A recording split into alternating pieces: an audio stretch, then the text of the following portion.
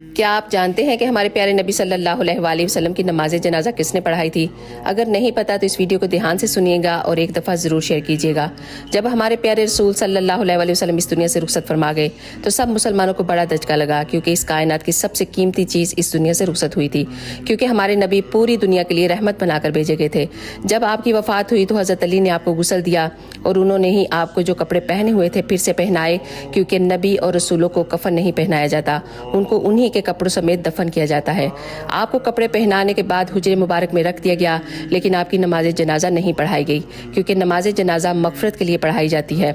हमारे नबी और तमाम अंबिया सब गुनाहों से पाक हैं, इसलिए हमारे नबी की नमाज जनाजा नहीं पढ़ाई गई।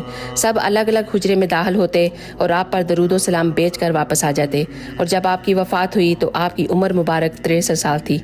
सुभान अल्लाह। तो प्लीज़ इस वीडियो को, इस इंफॉर्मेशन को ज़रूर शेयर करके जाइएगा। जज़ाकल्लाह खैर।